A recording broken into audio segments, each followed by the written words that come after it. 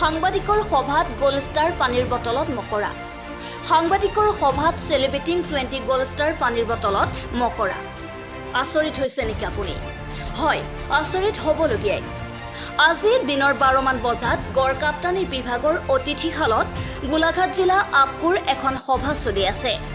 সভা চলি থাকোতে জ্যেষ্ঠ সাংবাদিক প্ৰদীপ বৰাই সেলিব্ৰেটিং 20 গোল্ড ষ্টাৰ সিল থকা বটল এটা খুলি পানী খাই থকা অৱস্থাতে হঠাৎ বটলৰ ভিতৰত দেখিল এটা মৰা মকৰা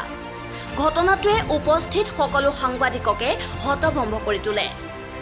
সাংবাদিকগৰাকীয়ে আধা পানী খালে মানে বিশুদ্ধ পানী অকমান পান কৰিম বুলিয়েই সাধাৰণতে পেকেজিং পানী গ্ৰহণ কৰে সকলোৱে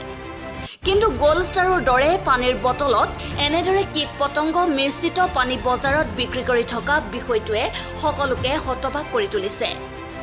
এটা প্ৰশ্ন হল গোল্ড ষ্টাৰ পানী পান কৰা সাংবাদিকগৰাকী অসুস্থ হলে ইয়াৰ বাবে দায়ী হ'ব গোল্ড ষ্টাৰ পানীৰ স্বত্বাধিকাৰী আজিৰ সাংবাদিক সভাখনত উপস্থিত সকলো সাংবাদিকে গোল্ড ষ্টাৰ পানীৰ গৰাকীৰ ওপৰত তদন্তৰ দাবী জনাইছে হয় জনজীৱনৰ কাৰণে আচলতে এটা বৰ বেয়া খবৰেই মই দেখিলোঁ আজি আমাৰ আজি গোলাঘাটৰ আপকুৰ এখন নপুৰণি সতীৰ্থ সন্মিলন আছিলে তাত কিন্তু গোল্ড ষ্টাৰ নামৰ এই বটলটো দেখিছে যে গোল্ড ষ্টাৰ নামৰ এটা বটল আনিছিলে এই বটলটো কিন্তু খুলি পেলাই পানী খোৱাৰ লগে লগে দেখা গ'ল যে ইয়াৰ ভিতৰত কিবা এটা কীট এটা মৰি আছে এই মকৰাও হ'ব পাৰে অন্য কিবাও হ'ব পাৰে কিন্তু এনেকৈ চিল এটা বটলত যদি এনেকুৱা ধৰণে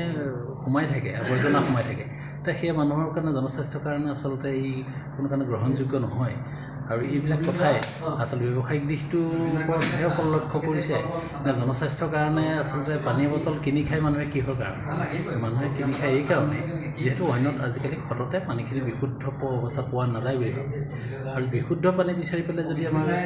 কিনা পানীত এনেকুৱা ধৰণৰ কথা হয় তেতিয়াহ'লে ইয়াৰ কাৰণে জনস্বাস্থ্যৰ কাৰণে অতিকে হানিকাৰক আৰু ই এটা বৰ ডাঙৰ অশনি সংকেত কৰি আহিছে এই ক্ষেত্ৰত মই ভাবিছোঁ সকলো সাৱধান হ'ব লাগে আৰু এই কথাবিলাকৰ এটা তদন্ত হোৱাটো উচিত বুলি মই বিবেচনা কৰিছোঁ গোলাঘাটৰ পৰা Abhijit Duwara report Frontier live